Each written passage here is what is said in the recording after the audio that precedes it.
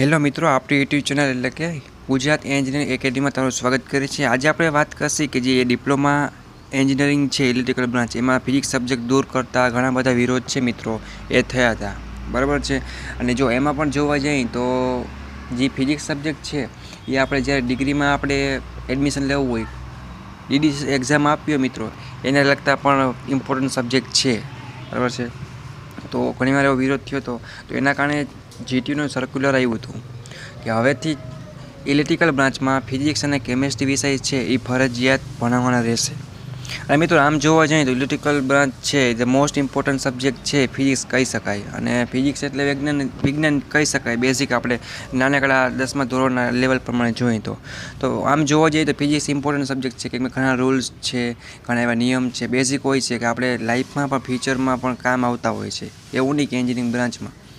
એટલે જે physics subject છે ઉમેર આપણે ભણવો જરૂરી હતો, તો જીટીયુનું પાછું ઓફિશિયલ સર્ક્યુલર આવી ગયું છે મિત્રો, કે regarding offering the physics chemistry diploma engineering sem 1-2ની વાત કરી છે।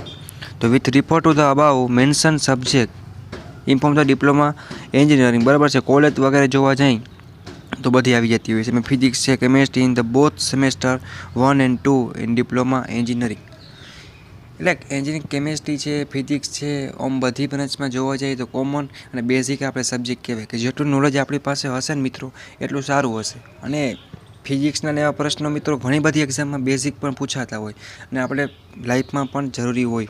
તો જીટીનું આ સર્ક્યુલર હતું, એક નવી અપડેટ હતી, આ લોકો ધ્યાનમાં રાખે, કેમ કે ઘણા મિત્રોને કન્ફ્યુઝન હતું કે હવે ફિઝિક્સ ભણવાનું, કેમેસ્ટ્રી ભણવાનું કે નહીં, એ બધું કન્ફ્યુઝન હતું, તો એ દૂર થઈ ગયું મિત્રો। તો આ વિડીયોને તમારા બધા મિત્રો સુધી શેર કરો જે હવે એન્જિનિયરિંગમાં એડમિશન લેવાના છે અથવા અભ્યાસ કરી રહ્યા છે અથવા ડીડીસી એક્ઝામ દેવાના છે, કોઈ પણ મિત્રો હોય, બરાબર છે। તો ડિગ્રી પ્રવેશ માટે પણ ઇમ્પોર્ટન્ટ સબ્જેક્ટ હતો, ડીડીસી એક્ઝામમાં પણ આના પ્રશ્નો છે એ ઘણા બધા આવતા હોય, બરાબર છે। તો ઇમ્પોર્ટન્ટ હોવા છતાં કેમ દૂર કરવો જોઈએ, એવું બધું વિરોધને હાથે ચાલતું હતું બધું, બરાબર। હવે આપણું દૂર થઈ ગયું છે, તો વિડીયો ઇમ્પોર્ટન્ટ છે અને આપણે જીટીયુની હરેક ઇમ્પોર્ટન્ટ સર્ક્યુલર છે કે અપડેટ છે મિત્રો, ન્યૂઝ છે એ જાણવી બહુ જરૂરી છે। ખાલી મિડ એક્ઝામ જીટીયુ એ કંઈ ઇમ્પોર્ટન્ટ નથી, બધું જાણવું જરૂરી છે, કેમ કે બધું નોલેજ ચારે કોરથી મિત્રો ભેગું થાય, ચાર દિશામાં ત્યારે હથિયાર બને છે। ઓકે, તો બધા મિત્રો સુધી શેર કરો અને આપણી યુટ્યુબ ચેનલમાં જીટીયુનો વોટ્સઅપ ગ્રુપ પણ ચાલે છે, તો નીચે હું લિંક આપી દઈશ, જે મિત્રોને જોઈન્ટ થવાનું હોય જોઈન્ટ થઈ જાય। એમાં જીટીયુની હરેક રેગ્યુલર ઇન્ફોર્મેશન છે, ન્યૂ અપડેટ છે, ટાઈમ ટેબલ એક્ઝામ આ તે